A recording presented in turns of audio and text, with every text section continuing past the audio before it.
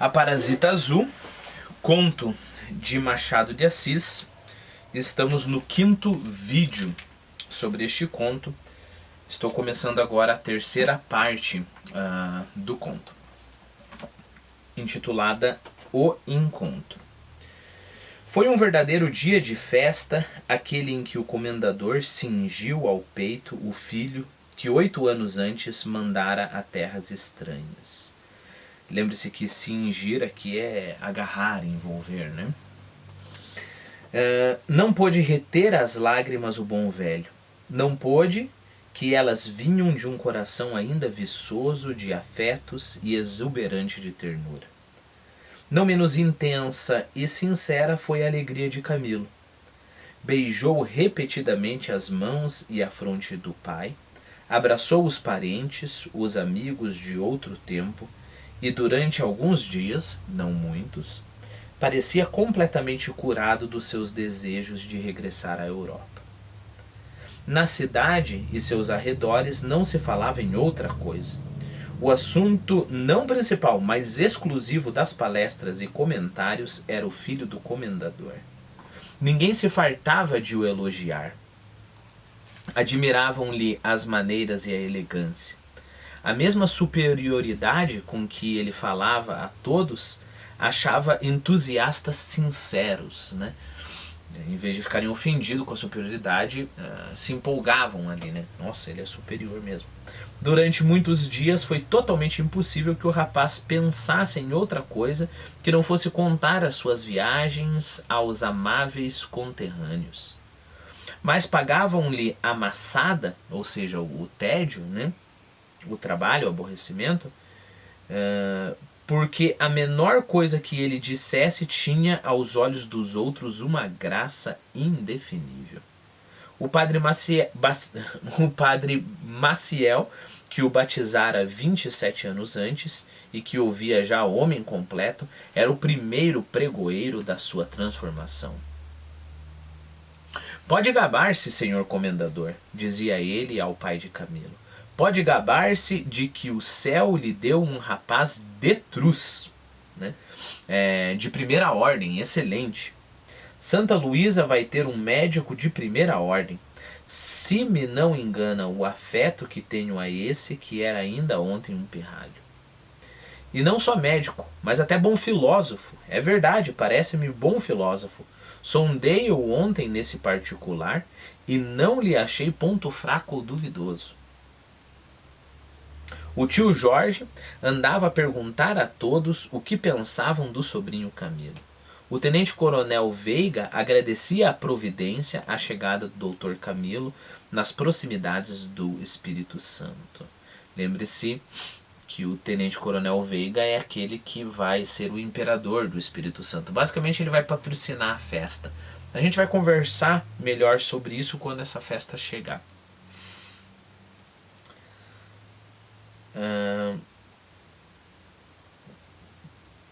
Então ele agradecia a providência a chegada do Dr. Camilo nas proximidades do Espírito Santo. Sem ele, o meu baile seria incompleto. O Dr. Matos não foi o único... não foi o último que visitou o filho do comendador. Era um velho, alto e bem feito, ainda que um tanto quebrado pelos anos. Venha, doutor, disse o velho Seabra, apenas o viu assomar à porta. Venha ver o meu filho. Homem, com efeito, respondeu Matos, contemplando o rapaz. Está mais homem do que eu supunha. Também já lá vão 8 anos. Venha de lá esse abraço. O moço abriu os braços ao velho. Depois, como era costume fazer a quantos o iam ver, contou-lhe alguma coisa das suas viagens e estudos. É perfeitamente inútil dizer que o nosso herói omitiu sempre tudo quanto pudesse abalar o bom conceito em que estava o ânimo de todos.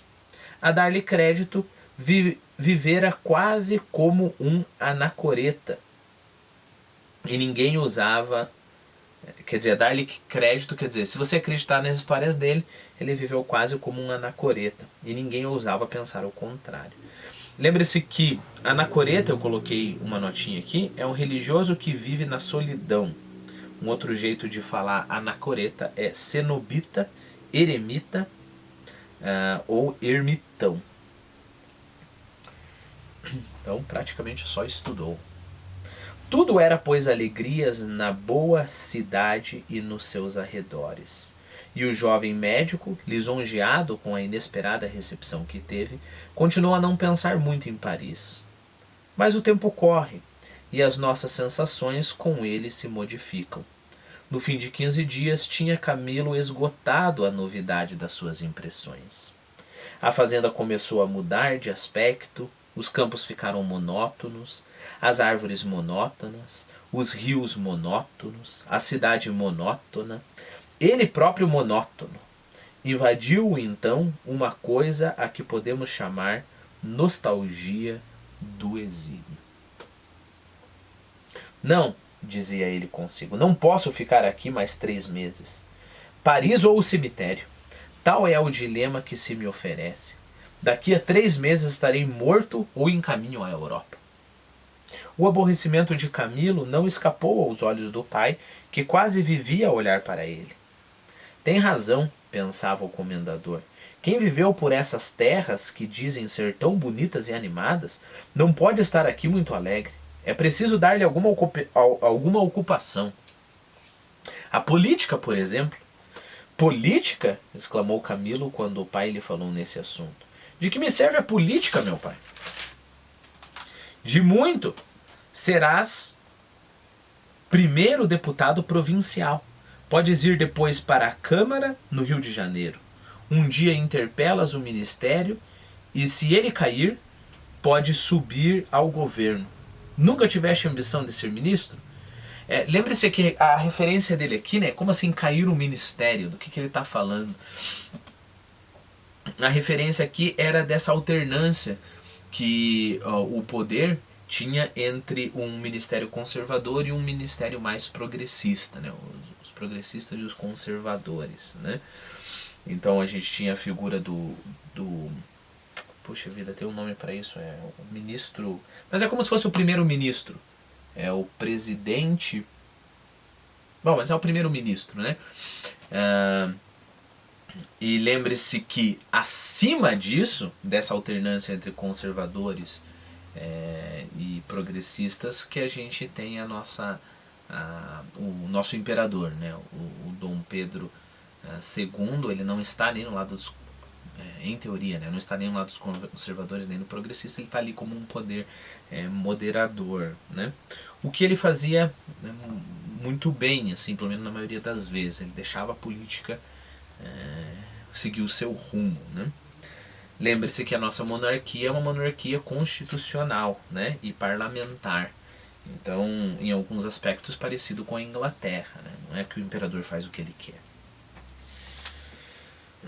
Então é nisso que o pai está pensando quando ele fala, olha, se o ministério cair, você pode subir ao governo. Provavelmente ele é do outro partido, o partido que não está no poder agora, né? Nunca tiveste ambição de ser ministro? Nunca? Ele respondeu, é pena. Por quê? Porque é bom ser ministro. Governar os homens, não é? Disse Camilo rindo. É um sexo ingovernável. Prefiro o outro. Não dá para governar homens, prefiro governar mulheres. Seabra riu-se do repente, mas não perdeu a esperança de convencer o herdeiro. Havia já 20 dias que o médico estava em casa do pai, quando se lembrou da história que lhe contara Soares e do sonho que este tivera no pouso.